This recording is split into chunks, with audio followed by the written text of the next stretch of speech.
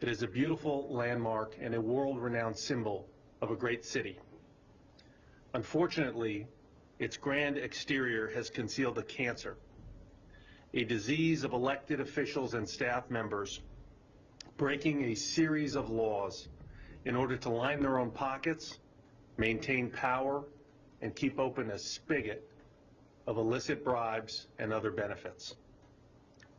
All of this comes at the expense of the city's 4 million residents who simply want honest government, and law-abiding businesses who simply want a level playing field. Good morning, everyone. My name is Nick Hanna. I'm the U.S. Attorney here in Los Angeles. I'm joined on stage here by Viviette Morgan, who is the Special Agent in charge of the Criminal Division of the FBI Los Angeles Field Office. This morning, FBI Special Agents arrested Los Angeles City Councilman Huizar on a federal racketeering charge that alleges a sweeping corruption scheme. The case lays out a sordid tale of how Mr. Huizar and his cronies sold themselves to the highest bidder, and in so doing, sold out the residents of this city. For the past 15 years, Mr. Huizar has represented nearly 250,000 people in the city's 14th council district, which includes Los Angeles, downtown Los Angeles. The councilman was taken into custody this morning when he surrendered at his home after being informed of the charges contained in a criminal complaint. That complaint charges Mr. Huizar with conspiring to violate the federal RICO statute by leading a criminal enterprise that engaged in a series of schemes designed to enrich himself and other members of the criminal conspiracy. The case against Mr. Huizar is laid out in a 116-page affidavit that accuses him of running a pay-to-play scheme in which he and his associates solicited bribes from developers to ensure that their project received favorable treatment during the city's approval process.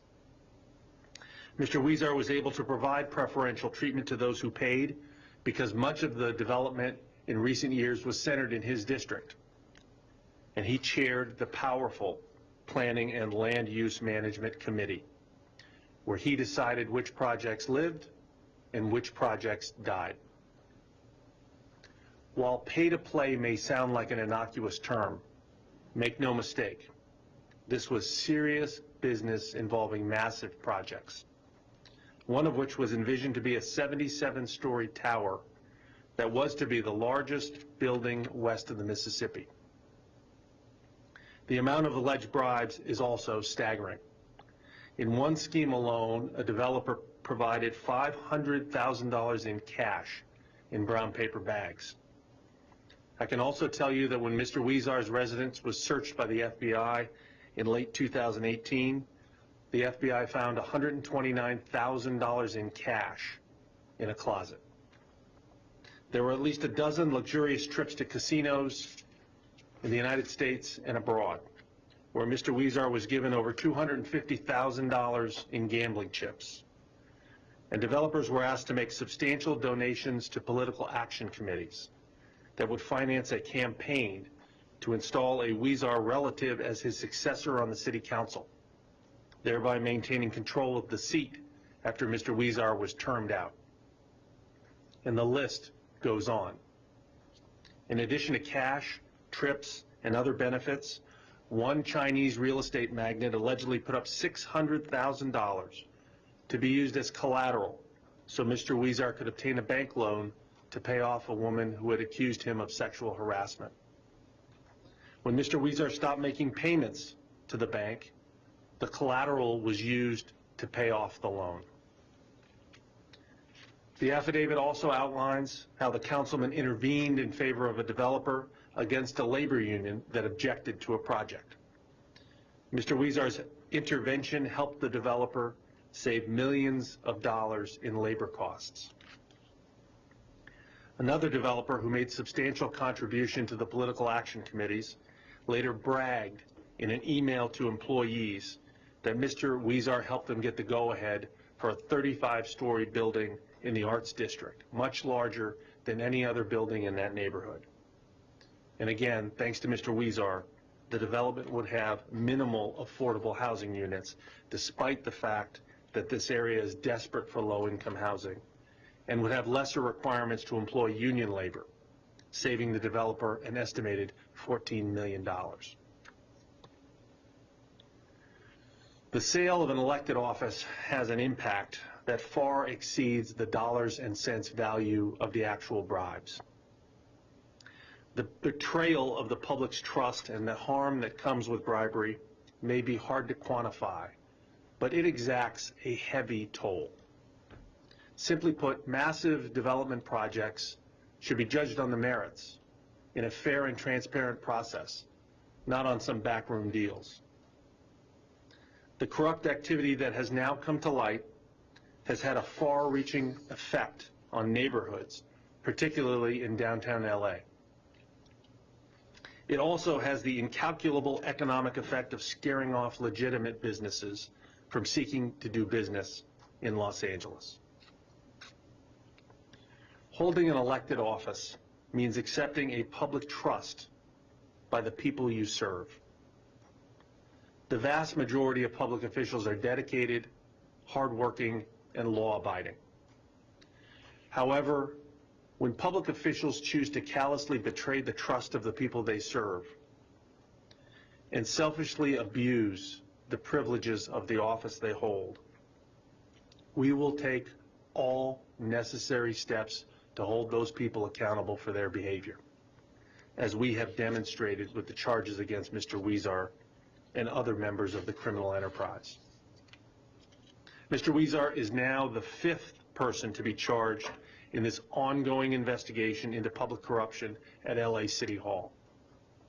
George Esparza, Mr. Huizar's former special assistant, has agreed to plead guilty to a RICO offense for participating in the criminal enterprise and for receiving substantial benefits, including bribe proceeds accompanying Mr. Huizar on developer-funded gambling trips to both Las Vegas and Australia. George Chang, who worked as a consultant to international development interests, is scheduled to plead guilty later this week to racketeering offenses. Justin Kim, a political fundraiser who, among other things, collected a $500,000 cash bribe from a developer to Mr. Huizar for help with a union appeal, pleaded guilty earlier this month to federal bribery charges. And former City Councilman Mitch Englander, who also served on the powerful Planning and Land Use Management Committee, is scheduled to plead guilty next month to charges of covering up a series of financial benefits he received from a businessman who also is alleged to have provided bribes to Mr. Huizar. I want to stress that the federal investigation is ongoing. While I will not comment on where the investigation will lead, I want to assure the public that we are going to pursue the evidence in this case wherever it takes us. We intend to bring to justice everyone who is involved in the criminal activity. Mr. Huizar is now in federal custody, and he will be brought before a United States magistrate judge this afternoon. I want to emphasize that the allegations in the criminal complaint are just that, allegations. But if he is convicted of the RICO offense charged in the complaint, he faces a statutory maximum of 20 years in federal prison. Our investigation has pulled back the curtain on significant and blatant corruption at City Hall. So long as corruption threatens our political system and citizens' faith in that system, cases like this will be essential to protecting the public and will remain one of my office's highest priorities.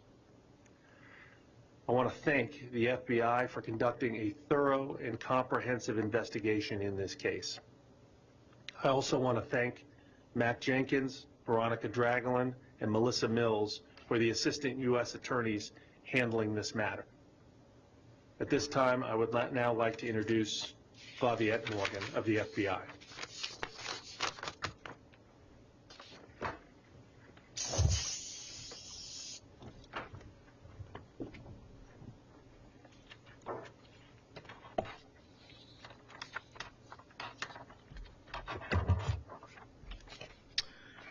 Good morning.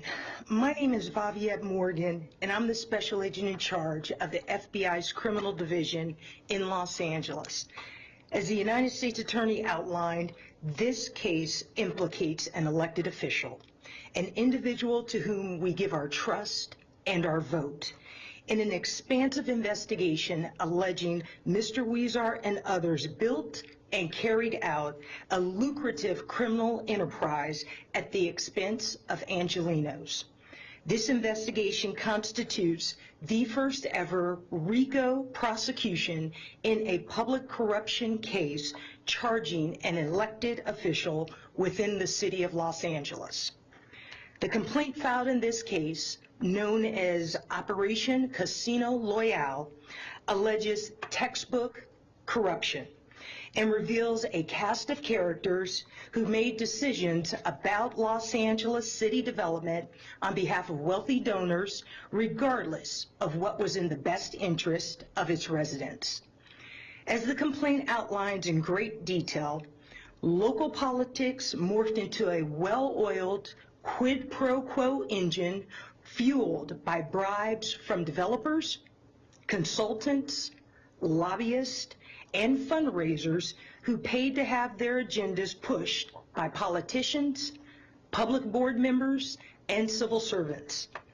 Doing business with the city of Los Angeles in certain cases was dependent upon the criminal enterprise, which decided anything from which developers would receive tax incentives, to what projects got approved, to which union appeals got resolved, and those rich enough and willing to play the game reaped all the rewards. Operation Casino Royale was initiated in 2015 when we received information from partners in Las Vegas advising that Jose Huizar was observed cashing out a large amount of casino chips he received from an individual the FBI later determined to be a Chinese developer with a large hotel in Huizar's district. Through a variety of investigative techniques, we uncovered a complex system in which Huizar and his associates conspired to ensure a succession of power in order to further their criminal enterprise through the development in downtown Los Angeles, which had recently begun to boom. Huizar and his associates allegedly used his position as the councilman covering downtown Los Angeles and as chair of the Planning and Land Use Management Committee, also referred to as the Plum Committee, by committing various criminal activities, including but not limited to soliciting and accepting bribes, depriving the city of honest services, extortion, money laundering, and structuring. In exchange for selling out the city, Jose Huizar and his associates were rewarded handsomely with gifts, including cash, luxury hotel rooms, fine dining, chartered flights, spa treatments, campaign contributions, legal costs, and stacks of casino chips. In exchange, members of the enterprise would file motions to benefit projects, vote to benefit projects, expedite or delay projects, and leverage significant political power in a variety of ways to affect the outcome favorable to their benefactors. The complaint alleges that participants in the enterprise referred to themselves, quote, as the city family, and referred to defendant Huizar as, quote, the boss. Individuals or companies willing to pay to play were distinguished as, quote, friends of the office. According to the complaint, individual one, a former deputy mayor himself, described Huizar's position as so powerful that if Huizar did not put an item on the agenda, a project would not see, quote, the light of day. In addition, Huizar, as Plum chair, could and did reverse decisions made by other city officials to favor those lavishing gifts, upon him and other benefits. Members of the criminal enterprise also referred to the conspiracy as, quote, a ship, and discussed ensuring that, quote, the ship must stay afloat. Since the FBI executed searches at City Hall and other locations in November 2018, I can assure you the ship is sinking. I would also note, despite the expansive charges brought against Huizar today, this is an ongoing investigation. As we continue to investigate this case, our goal is to return power and access to the people, to end the practice of buying off politicians, and to restore honest services to this city. These investigations are challenging, and as evidenced here, it can take years to build the case necessary to achieve justice for this city. The FBI utilized a wide range of federal tools to further this investigation. Scores of interviews and countless hours of surveillance were conducted, dozens of search warrants were served, and tens of thousands of documents were analyzed. The FBI relies on the public and honest city officials to cooperate and report corruption when they suspect it. So I want to end by asking those with information about corrupt activity to please report it. Whether you're a city official witnessing a bribe, a business owner who was solicited and felt improperly pressured, or whether you have knowledge of corruption of public officials at any level, please contact the FBI. We have set up an email hotline to receive and directly address this information. That email is pctips-losangeles@fbi.gov. Again, pctips-losangeles@fbi.gov.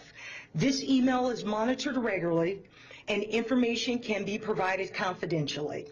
Of course, anyone who is more comfortable calling or visiting the FBI can also do so. Corruption corrodes the integrity of our institutions. It broadly affects those within public government and those it exists to protect. When corruption is rooted out, we all benefit. Thank you. Okay, Nick.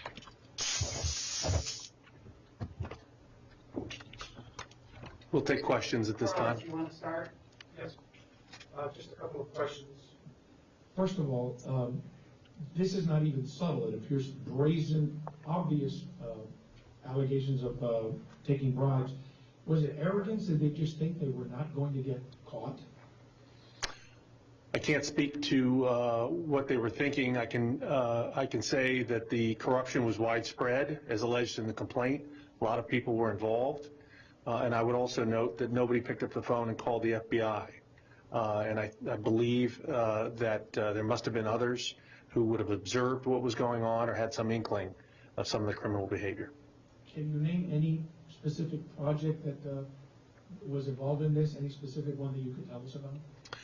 I'm not going to state any projects other than what's set forth in the complaint, but I think you can identify generally what those projects were, including the 77-story tower that was supposed to be in downtown LA.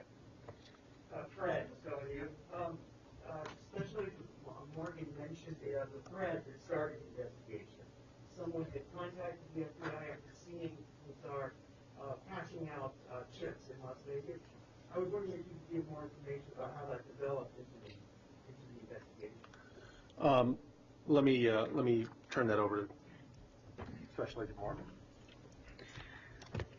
Yes, we received information from our partners in Las Vegas. They're very concerned that a pay-to-play scheme was unfolding and underway. They notified us, so we followed the evidence, as public corruption is obviously a top criminal priority for my office, for the FBI, and we will do everything in our power, and I will bring all my resources to bear in order to investigate corruption matters and root them out. Steve, you want to go? Sure. So far,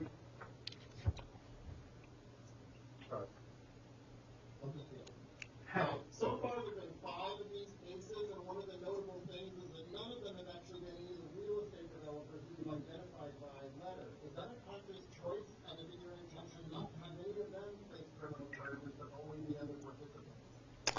All I'm going to say is this is an ongoing investigation. We're going to follow the evidence wherever it leads, and we're going to bring everyone to justice that we can identify and that we can establish the requisite proof.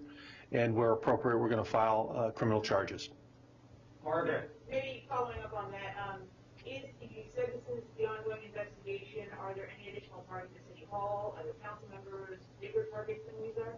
It's an ongoing investigation. That's all I'm going to say at this time. Can you speak a little bit more about, like in the history of investigating public corruption, kind of where does Huizar rank in terms of violating public trust? This is one of the most significant public corruption cases in the history of Los Angeles. As Special Agent Morgan said, this is the first time a RICO charge has been used with respect to the City Council. As you can see from the extensive affidavit, the corruption alleged was longstanding, encompassed many different projects, and involved a number of different individuals. So in terms of scope, I think it's very significant. Carlos, you have more? You had said that no one had called to report any of this. Is that one of the reasons it took 3 years to make an arrest? Was it also very complicated and you needed people to come in to give you information? These are by nature very complicated investigations where we have to establish a number of different elements to prove the criminal conduct. The investigation was thorough and painstaking, and as you can see from the 116-page affidavit, the FBI and my prosecutors collected a lot of evidence. Margaret? What message would you say this sends to the City of LA government? I think the message is pretty clear. There was significant corruption occurring at the highest levels of city government, and that corruption went on for many years, and nobody put a stop to it until my office and the FBI got involved. We are going to continue to investigate. We are continually on the lookout for public corruption, and we will follow the evidence wherever it leads. Dave? More? One of the items you have in your filing document refers to the, I think, Project B, the Electric one. I'm trying to understand, when you say it's an indirect bribe, what does that mean, indirect? Well, indirectly can mean that it's given to a third party intended to go to Mr. Huizar or in some other route. It's just something different than the direct cash in a bag, for example, directly to him. I mean, should we conclude that indirect means you didn't ultimately get the money, or did you get the money with Project B? I'm not going to say anything outside of what's in the criminal complaint. In some instances, he got the money. In other instances, he didn't get all of it. Some was taken by some of the other co-conspirators. Okay, who wants the last one? Margaret? This was sent in from Radio Korea. Several Korean political fundraisers, including just a scam related to the scandal. Any plans to investigate other political fundraisers, including those South Koreans? Again, all I'll say is the investigation is ongoing. We're looking at all the evidence, and we'll follow it wherever it leads us. Okay, one more, Dave, go. Relative A1 also does not appear to be named as a participant in a criminal enterprise. Should we assume that that relative is actually not in any way used as a target? I can't say, I'm not going to say one way or the other. I'm restricting my comments to the four corners of the complaint affidavit. So I'm not going to, I'm not able to answer your question. Okay, thank you, everybody. I want to thank you, the pool representatives, for helping us out today. That was really great. For those of you out there in the call, we're going to be ending the call in a second. But if you have follow-up phone calls or questions or are not able to attend, reach out to Tom Rozek or to Laura I. Miller. We'll do our best to answer your questions. The criminal complaint has been provided to you. It's available online on the United States Attorney's website. Mr. Huizar will be making his appearance, I believe, by video teleconference in the Roybal Federal Building, courtroom 341, on the 2 o'clock calendar. We still think it's VTC. So he will not be in the courtroom, nor will the lawyers be in the courtroom. They'll be there by VTC also, correct? Probably.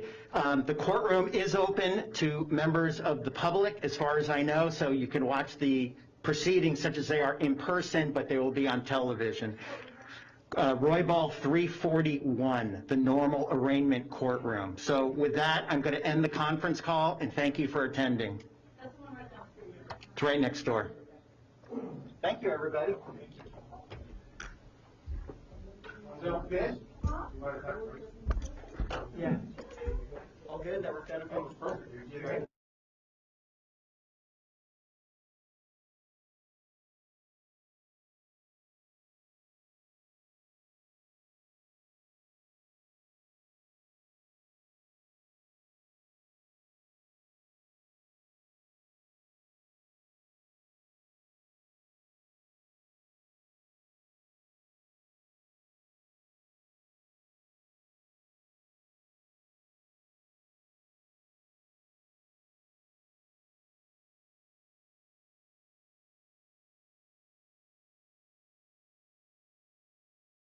Are great senators. Hi, Chuck. He used to love me when I was a Democrat, you know.